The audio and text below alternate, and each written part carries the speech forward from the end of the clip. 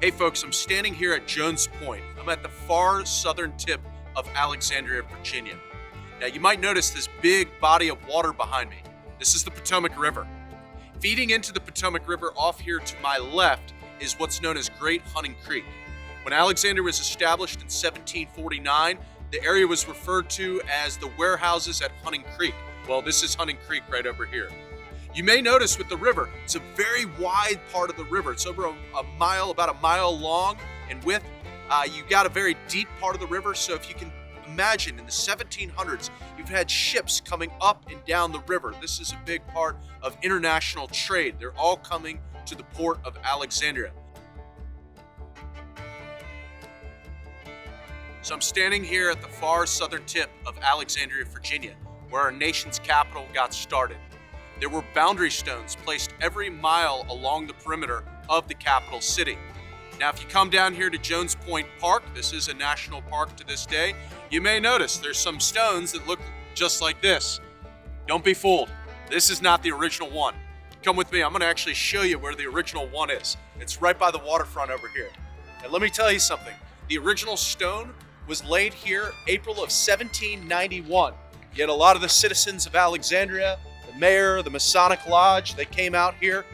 One of the Masonic members was the worshipful master of that lodge, Dr. Elisha Cullen Dick, who was actually one of the physicians, the doctors, that was with George Washington on the day that George Washington died, December 14th, 1799.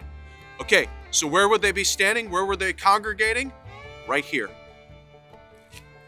Folks, this was the first stone that was placed 1791 to mark the boundary of America's capital, the boundary stone of Washington, D.C.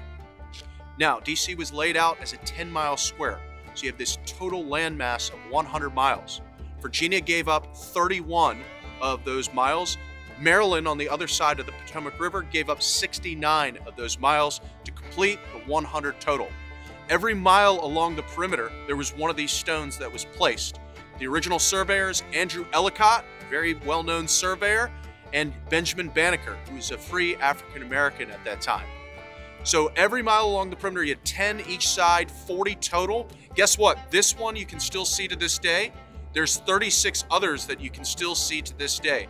Of the original 40, 37 you can actually find all around our nation's capital.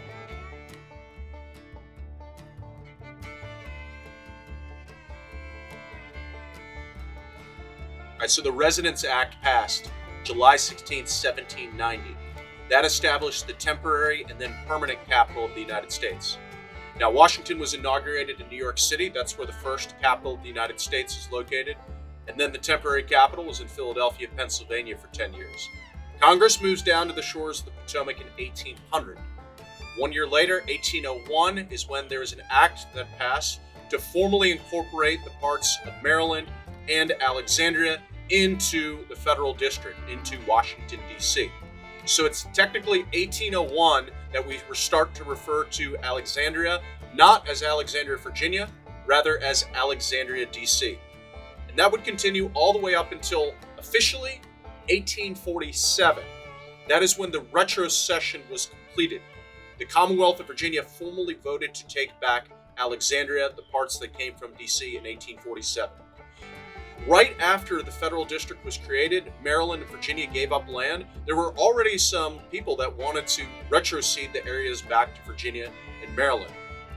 The movement to actually go back to Virginia here in Alexandria didn't really pick up until the 1820s. And by the 1840s, it had really accelerated. So Alexandria would be part of Washington, D.C. until 1847, when the Commonwealth of Virginia decided it was going to vote to take back Alexandria. There had been a political movement for many years to retrocede Alexandria back to Virginia. All of those issues, all of those politics, that whole movement, well, we'll make that the subject of a whole nother video. That could take up a lot of time. So for now, just know where I am. The southern tip of Alexandria was once part of Washington, D.C. In fact, it was the anchor point of Washington, D.C. So after the Residence Act passed July of 1790, there was the boundary stones that were placed along the perimeter of Washington, D.C. Now, George Washington put his surveyor hat on. Remember, he began his professional life as a surveyor going back to 1748. In this case, George Washington specifically wanted the Residence Act amended. What did he want? Well, he wanted the first boundary stone placed a half a mile south of Alexandria's courthouse. Remember, Alexandria at that time was part of Fairfax County until it becomes part of Washington, D.C. Fairfax County Courthouse was actually in the center of Old Town, what we know now as Old Town Alexandria.